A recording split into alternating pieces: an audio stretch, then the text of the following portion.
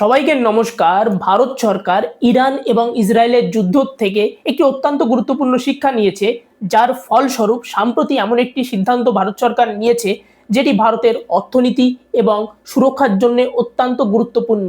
আসলে ভারত সরকার 1 এপ্রিল থেকে ভারতের যেসব চাইনিজ কোম্পানি বা চীনের কোম্পানি সিসিটিভি ক্যামেরা তৈরি করে সেগুলি বিক্রি করার উপরে নিষেধাজ্ঞা জারি করে দিয়েছে। অর্থাৎ চীনের কোম্পানি ভারতে কিন্তু আর সিসিটিভি ক্যামেরা বিক্রি করতে পারবে না। তবে প্রশ্ন হচ্ছে, ভারত কেন এরকম করতে গেল? এর পেছনের লজিক কোথায়?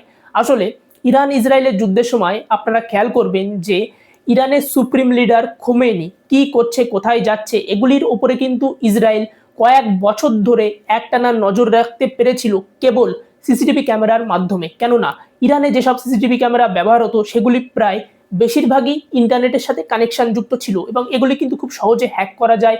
এবং ইরান বুঝতেই পারেনি যে ইসরায়েল অনেক বছর ধরে ইরানের সিসিটিভি ক্যামেরার উপরে নজর রেখে ওখানে একটি সোশ্যাল ইঞ্জিনিয়ারিং করেছে বা ব্রেন ম্যাপিং করার মাধ্যমেও কিন্তু আগে থেকে প্রিডিক্ট করে নিয়েছে বা অনুমান করে নিয়েছে যে কি হতে পারে, সেই অনুযায়ী কিন্তু ইসরায়েল অ্যাটাক করেছিল।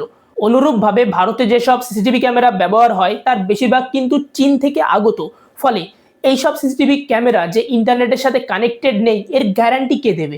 এবং এই যে ডেটাগুলি চীনে যাচ্ছে না এর গ্যারান্টি বা কে দেবে? এর কিন্তু কোনো বাস্তবসম্মত উত্তর নেই। কেননা এটি প্রমাণিত যে চীন অন্যান্য দেশে প্রচুর পরিমাণে স্পাইং বা গুপ্তচর ভিত্তিক করে। ফলে ভারতের জনগণের ডেটা বা সরকারি গুরুত্বপূর্ণ ডেটা যদি চীনে পাচার হতে থাকে, তখন কিন্তু চীন সোশ্যাল ইঞ্জিনিয়ারিং বলুন বা ব্রেন ম্যাপিং বলুন বা অন্যান্য পদ্ধতির মাধ্যমে কিন্তু ভারতের জনগণের ব্যবহার কার্যকরী করার যে চেষ্টা বা এরা কিভাবে কাজকর্ম করে এদের একটি প্যাটার্ন এআই এর মাধ্যমে খুঁজে ফেলবে। তখন কিন্তু চীন ভারতের জনগণের যে মেন্টালিটি বা ভারতের জনগণ কিভাবে ভাবনা চিন্তা করে এটি কিন্তু বুঝে যাবে। তখন কিন্তু সেই অনুযায়ী চীন নিজের স্ট্র্যাটেজি বানাবে, যার ফলে কিন্তু ভারতের বিপদ হবে। এই সমস্যা যাতে না হয় এর কারণেই কিন্তু ভারত সরকার এত বড় একটি সিদ্ধান্ত নিয়েছে।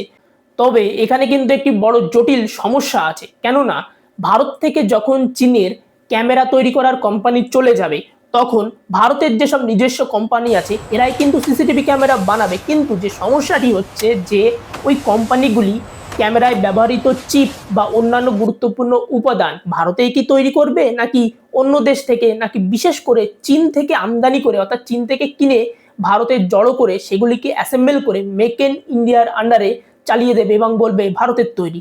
এটি করলে কিন্তু ব্যাপক বড় বিপদ। কেননা চীন কিন্তু নিজের যেসব ইলেকট্রনিক হার্ডওয়্যার ওগুলির মাধ্যমেও কিন্তু অন্যান্য দেশের উপরে গুপ্তচর ভিত্তি বা স্পাইং করে। ফলে ভারতের কোম্পানি যদি এরকম করে সেই সব কোম্পানিগুলিকে অবিলম্বে কিন্তু ব্যান করতে হবে কিংবা এর বিকল্প খুঁজে দিতে হবে। কেননা এটি যদি না করা হয় তাহলে চীনের যে সিসিটিভি ক্যামেরা কোম্পানি এগুলিকে ব্যান করার কোনো মানেই হয় না।